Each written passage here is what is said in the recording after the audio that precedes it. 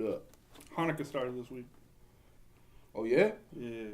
Oh, shit. Shout out to my homie Nate Levine, yo. Yeah. Yo, shout out to all my Jewish niggas out there, man. Yeah, shalom. Chill.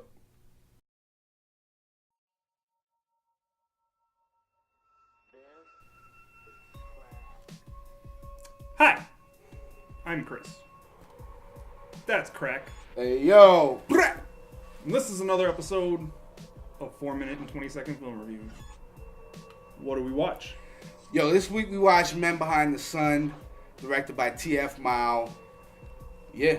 Shout out to TF Mao. Thank you for sending us a DVD of your film. So we're going to start out this here timer for 4 minutes and 20 seconds and do a film review.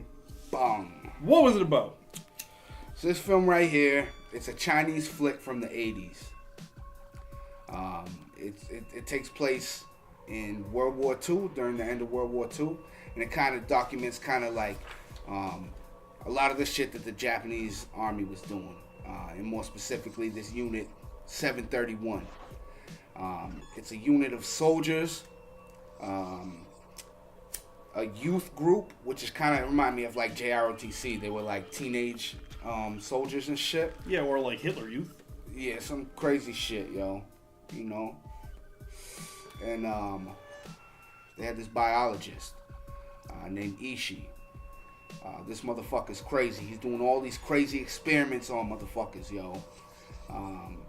He's like a biologist, so he's doing like chemical weapons, and they blowing up bombs on motherfuckers, and they're basically torturing people, but they're doing it as experiments and documenting it, you know what I'm saying? To see, like, I think their main goal was to spread the bubonic plague through like a bunch of rats and fleas and shit like that. But as they're perfecting, you know what I mean, perfecting their skills and shit, America drops the bomb, yo. They drop 2 fucking atom bombs and shit.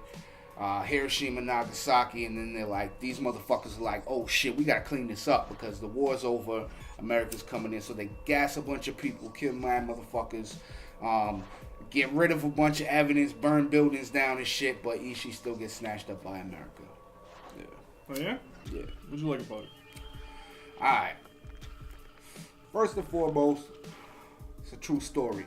You know what I mean? I like that shit. They made a movie about a fucking true, actual, historical story right here about some shit that happened during World War II.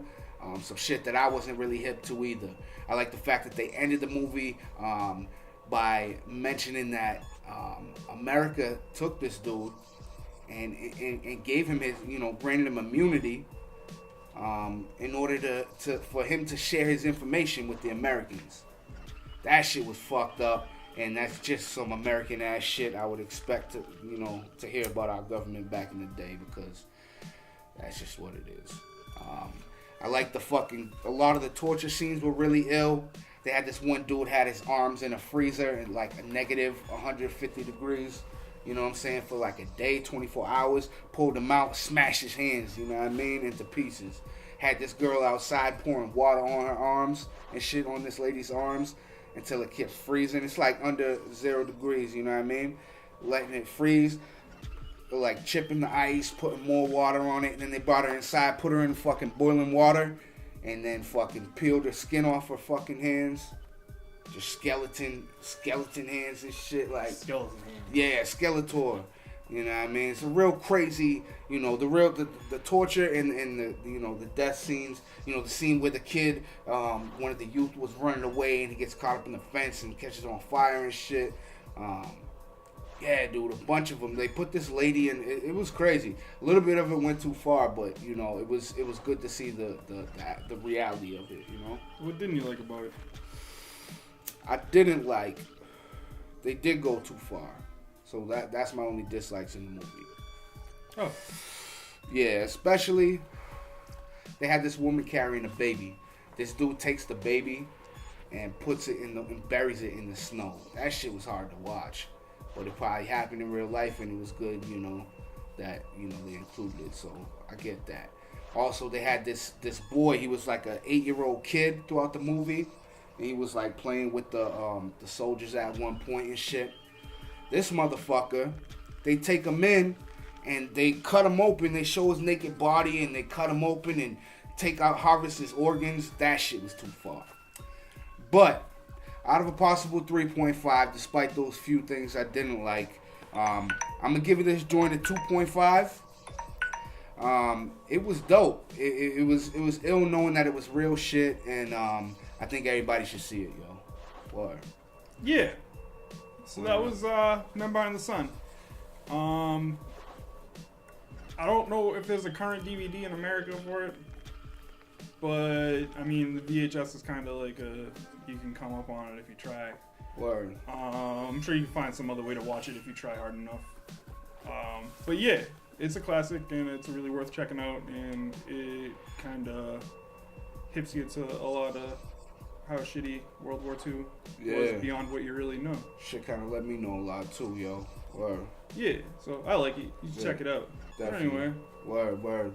And, you know, a lot of y'all know, some of y'all may not, but about a month ago, my brother passed away, Steven. So I put together an album, instrumental album, and there's some important gems in there. Kind of letting motherfuckers know about, you know, kind of about addiction, about, you know, mental illness, shit like that. So I'm dropping the album today for free on my Bandcamp. I'm going to post a link below. I have a limited amount of physical copies, so I have those for sale. But you can get the joint right there for free on the Bandcamp. And R.I.P. Steven. Yeah. So look into that. We'll see you guys in a week. Peace. Goodbye.